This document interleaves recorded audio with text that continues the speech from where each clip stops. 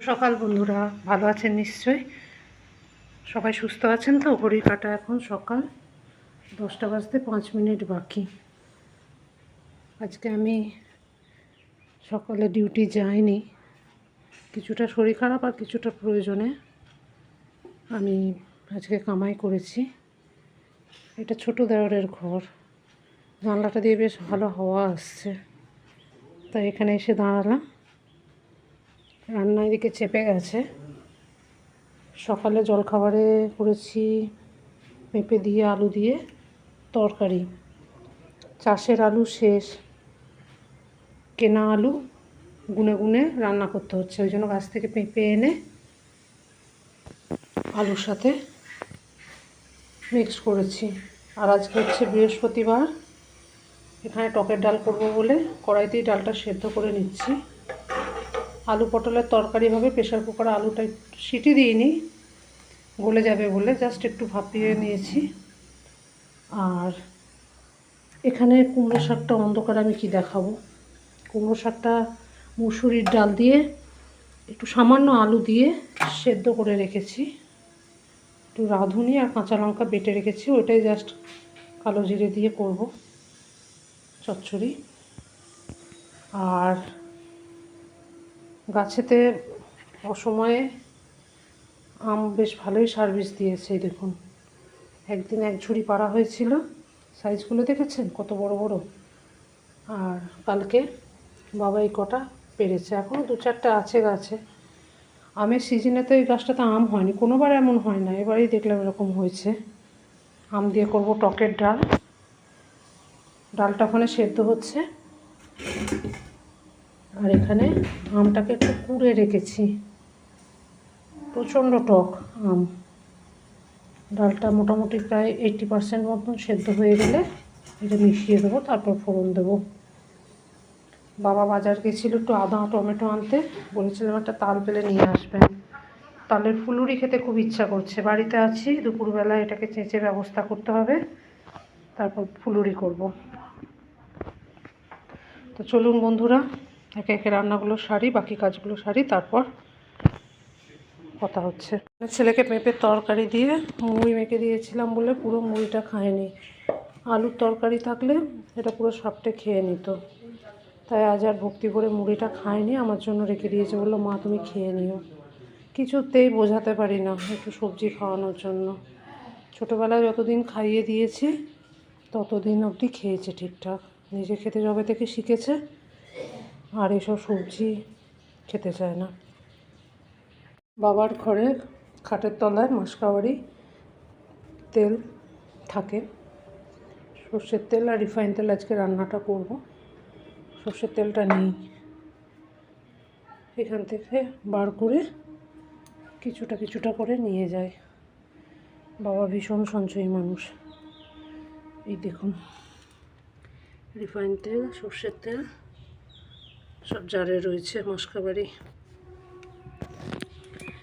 এই তেলের মধ্যে যদি মাসে ম্যানেজ করতে পারো তো ভালো, বাকিটা যদি তার সময়ের আগেই ফুরিয়ে যায় তাহলে গ্যাটিসটা নিজেকেই দিতে হয়।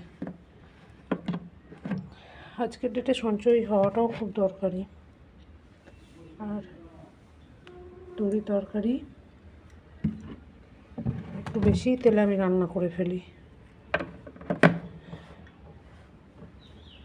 কাজের ফাঁকে ছেলের ওই মাখানো মুড়িটা খেয়ে নিলাম,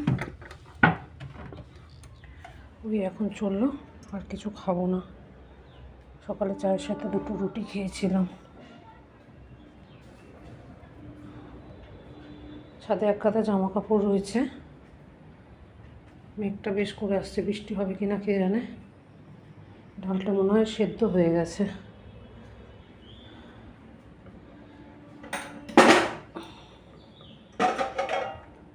আমটা আমি দিয়ে দিয়েছি, আমটা দেওয়াতে না ডালটা কেমন কালো কালো করা হয়ে গেছে কষেতে।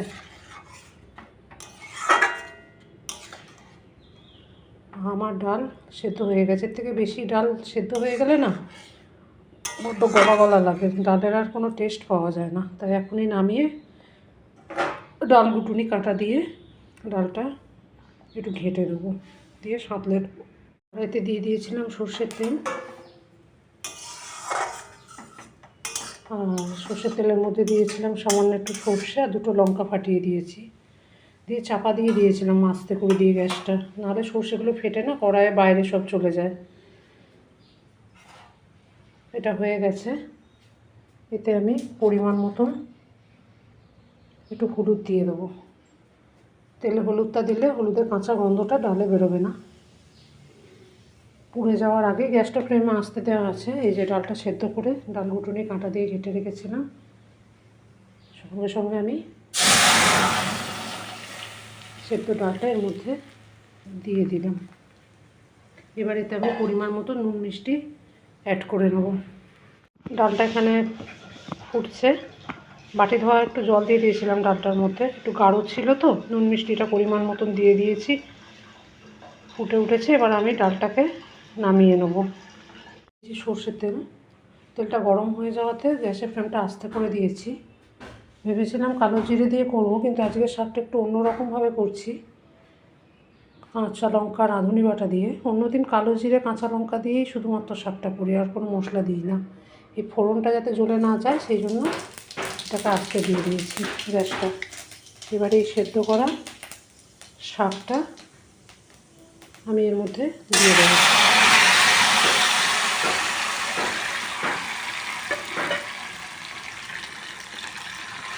মশলাটা এখানে যে রাঁধুনি আর কাঁচা লঙ্কা বেটে রেখেছিলাম, এটা আমি এখন অ্যাড করব, কারণ কি তেলে দিলে না এর সুন্দর গন্ধটা নষ্ট হয়ে যাবে।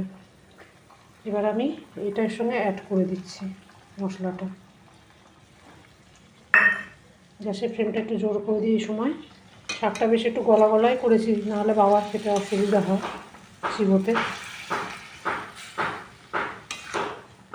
মশলাটা এর সাথে মিশিয়ে দিয়ে, নুনটা আগে থাকতেই দিয়েছিলাম। আপনাদের সাথে কথা বলতে বলতে হলুদটা আমার দেওয়া হলো না, অল্প সামান্য, শাকে তো খুব বেশি হলুদ দেয় না, তাই অল্প সামান্য একটু হলুদ এর সঙ্গে আমি অ্যাড করে দিলাম। গলা গলা শাক খেতে আমার ভালো লাগে না, কিন্তু বাবা আবার চিবোতে পারবে না। নুন মিষ্টি সমস্ত কিছু চেক করে নিয়েছি। এটা একটু হতে থাক, শাক থেকে একটু জল বেরিয়েছে। চাপা দিয়ে গ্যাসটা একটু আস্তে করে দিলাম, এটা হতে থাক। কাজের ফাঁকে ফাঁকে একটা একটা করে ফিল্টার থেকে বোতল ভরছি,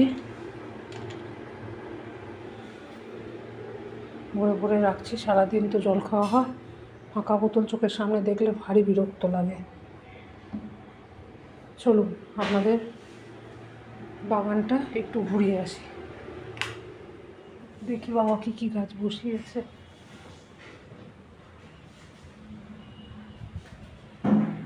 কাঠে যেহেতু ভাতটা হয়, বাড়িতে অনেক গাছপালা রয়েছে, তো কাঠগুলো বাবা একটু রোদ্দুর উঠেছিল, এগুলো একটু গরম করার জন্য রোদে ফেলে রেখেছিল, কিন্তু মেঘলা হয়ে গেল। আর এইখানে বাবা বরবটির দানা ছড়িয়েছিল। বাইরে আম গাছগুলো কাঁঠাল গাছগুলো এত বড় হয়ে গেছে, আওতাতে গাছ কোনো হতে চাইছে না, সেই জন্য এইখানে দানা ফেলেছিল, গাছগুলো বেরিয়েছে, তার ব্যবস্থা করেছে। বড় হলেই কাঠকাঠিগুলো দিয়ে পাঁচিলে তুলে দেবে বাথরুমের ছাদে, সুন্দরভাবে ব্যবস্থা। মা করছে স্নান, বৃহস্পতিবার লক্ষ্মীবার পুজো করবে।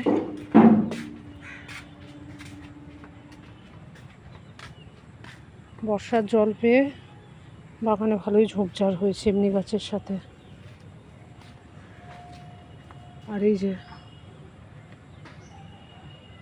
আতা গাছ, আতা গাছটাকে বলে সীতাফল, আতা ফলকে নাকি বলে, শুনেছিলাম আমি কারুর মুখ থেকে। কচি পাতা বেরিয়ে গেছে, দুদিন পরে ফুল আসবে, ফুল এসে ফল ধরবে, তখন আমি আপনাদেরকে দেখাবো। অনেক হয়, প্রথম দিকে খুব বড় বড় হতো, কিন্তু এখন আর ততটা বড় হয় না। এখানে একটা মিনি গোলাপ ফুল ফুটেছে, কালারটা বেশ ভালোই হয়েছে।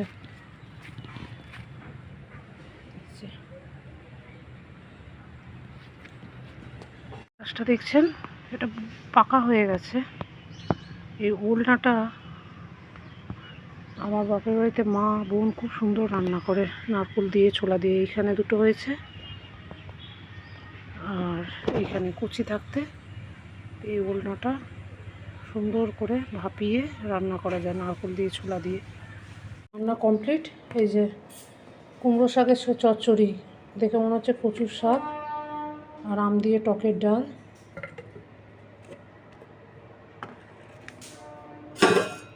আর এই যে আলু পটলের তরকারি, এখনও ধোঁয়া ছাড়ছে, এই সদ্য সদ্য নামিয়ে এনে রাখলাম। দিনের বেলাতেও লাইট জ্বেলে জ্বেলে আমাকে ভিডিও করতে হচ্ছে, এত মেঘলা করেছে। ভাবছি স্নান করে উঠে তালটা চেঁচে রাখবো, তাই তালটা আর এই পেটেতে ঝুড়িতে চাঁচবো। ঝুড়িটা ধুয়ে রেখে দিয়েছি, কারণ দুপুরবেলায় শুয়ে পড়লে আর আমার কাজটা সারতে মন চাইবে না। হ্যালো বন্ধুরা, সময় এখন বিকেল 4:10-15 হবে। দুপুরবেলায় স্নান করে খাওয়া দাওয়া সেরে ভিজে চলে এসে ঘুমিয়ে পড়েছিলাম। শরীরটা এত ক্লান্ত লাগছিল, হঠাৎ করে ঘুমটা ভেঙে গেল। মনে হলো যে সকালে যে রান্নাঘরে তালটা দেখিয়েছিলাম ওটার গতি করতে হবে। মনে করতে উঠে বসে পড়লাম, চোখে মুখে জল দিয়ে এসে একটু এই ঘরের জানলার ধারে বসে আছি।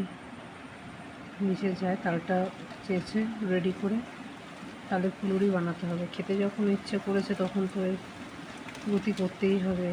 আর দেখুন বাইরে দৃশ্যটা, হাওয়া দিচ্ছে, গরমটা ততটা লাগছে না। রবিবার ছাড়া অন্য দিন বাড়িতে থাকি না, দুপুরবেলা শুই না। আজকে শুয়েছি, গা হাত পা এত আড়ষ্ট ব্যথা করছে, আর মনে হচ্ছে আর একটু ঘুমোতে পারলে ভালো হতো, কিন্তু ওদিকে আবার দেরি হয়ে যাবে কাজটা সারতে। তো চলুন সামনে ডোবাটার ছবি আপনাদের সঙ্গে দেখাই। দেখুন বন্ধুরা,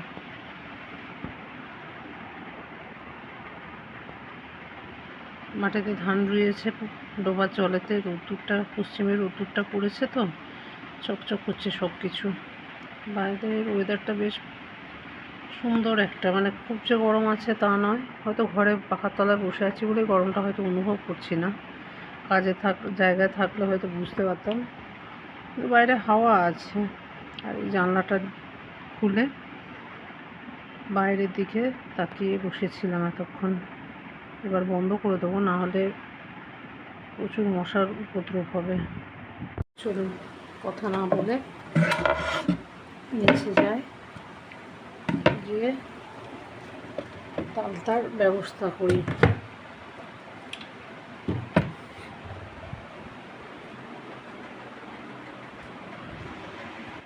মা এখানে তালের ফুলুরি করছে, আমি 2-3 খোলা ভেজেছি। মাকে বললাম এই যে লাস্ট ব্যাচ ভাজা হচ্ছে, আর এখানে ভাজা তালের ফুলুরি।